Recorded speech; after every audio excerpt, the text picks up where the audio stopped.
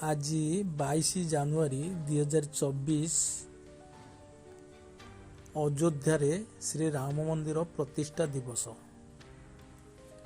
ଆଜି ଭଳି ଦିନରେ 108 ଦୀପରେ ଦୀର୍ଘ ଦିନର ମନସ୍କାମନା ପୂର୍ଣ୍ଣ ହେବ। ହଁ ବନ୍ଧୁଗଣ, ଆଜି ପବିତ୍ର ଦ୍ୱିତୀୟ ଦୀପାବଳି। ଏହା ଦ୍ୱିତୀୟ ଦୀପାବଳି ହୋଇଥିବାରୁ ଏହାର ନାମ ଦ୍ୱିତୀୟ ଦୀପାବଳି। ଦୀର୍ଘ ଦିନର ପ୍ରତୀକ୍ଷା ପରେ ଆଜି ପୁଣି ଆଉ ଥରେ ରାମରାଜ୍ୟ ଆସୁଛି। ଏହି ଦିନକୁ କେହି ହାତଛଡ଼ା କରନ୍ତୁ ନାହିଁ। ଆଜି ଭଳି ଦିନରେ ଆପଣମାନେ ଯଦି ଏହି କାମ ସବୁ କରୁଛନ୍ତି, ତାହେଲେ ଦୀର୍ଘ ଦିନର ମନସ୍କାମନା ବା ମନୋବାଞ୍ଛା ପୂର୍ଣ୍ଣ ହେବ। ରାମ 14 ବର୍ଷ ବନବାସ ସାରି ଘରକୁ ଫେରିଲା ଦିନ ଆନନ୍ଦ ଉଲ୍ଲାସରେ ଦେବ ଦୀପାବଳି ପାଳନ କରାଯାଇଥିଲା। ସେଦିନ ଅଯୋଧ୍ୟାବାସୀଙ୍କର ମନୋବାଞ୍ଛା ପୂର୍ଣ୍ଣ ହୋଇଥିଲା। ରାମ ତ୍ରେତୟାରୁ କେତେ ହିଁ ହଜାର ବର୍ଷ ପରେ ଆସୁଛନ୍ତି।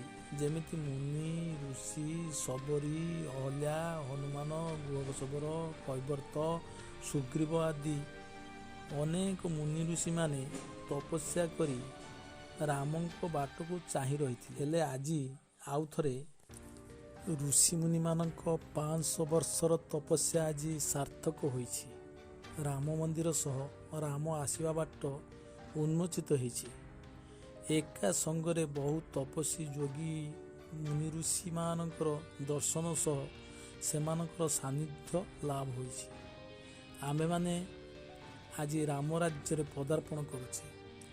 ଏହି ରାମ ରାଜ୍ୟରେ ଯେଉଁମାନଙ୍କର ଦୀର୍ଘ ଦିନର ମଙ୍ଗଳମୟ କାମନା ସବୁ ଅଟକି ରହିଛି, ଯାହାର ଦୀର୍ଘ ଦିନର ମନୋବାଞ୍ଛା ଅପୂରଣୀୟ ରହିଛି, ତାହା ଆଜି ନିଶ୍ଚୟ ପୂର୍ଣ୍ଣ ହେବ।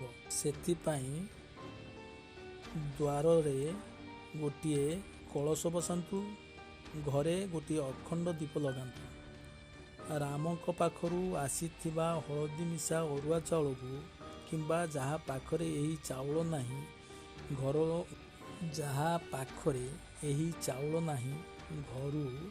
ହଳଦୀ ଗୁଣ୍ଡ ଅରୁଆ ଚାଉଳରେ ମିଶାଇ କିମ୍ବା ରାମ ଲକ୍ଷ୍ମଣଙ୍କ ଫଟୋ କିମ୍ବା ଅଯୋଧ୍ୟାରେ ଆସିଥିବା ମନ୍ଦିର ଫଟୋକୁ ପୂର୍ବ ପଟକୁ ରଖି ପଶ୍ଚିମ ମୁଖା କରି ନିଜେ ପୂର୍ବ ମୁଖା ହୋଇ ବସି ରାମାୟ ନମଃ ମନ୍ତ୍ରକୁ 108 ଜପ କରନ୍ତୁ।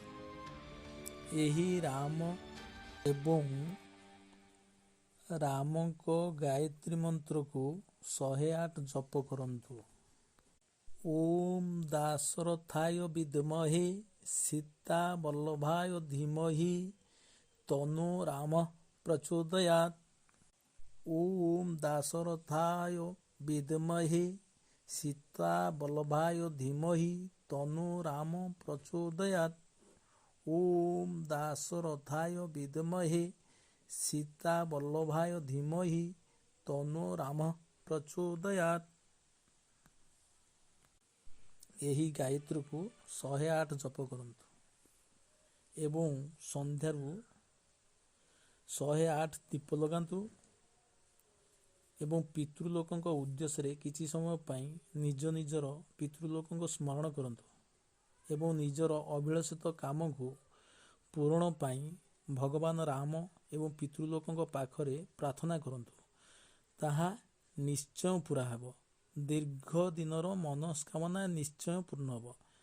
କିନ୍ତୁ କେହି ଯଦି ମନ୍ଦ ଉଦ୍ଦେଶ୍ୟରେ କାହାର ଅନିଷ୍ଟ ଚିନ୍ତା କରେ, ତାହା ପୂରଣ ହେବ ନାହିଁ। ଦୀର୍ଘ ଦିନର ପ୍ରତୀକ୍ଷାର ଅନ୍ତ ଘଟିବ।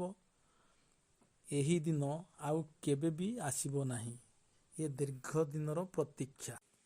ଏହିଭଳି ସମୟ ଉପଯୋଗୀ କଥା ଜାଣିବା ପାଇଁ ସବସ୍କ୍ରାଇବ୍, ଲାଇକ୍ ଏବଂ ସେୟାର କରନ୍ତୁ।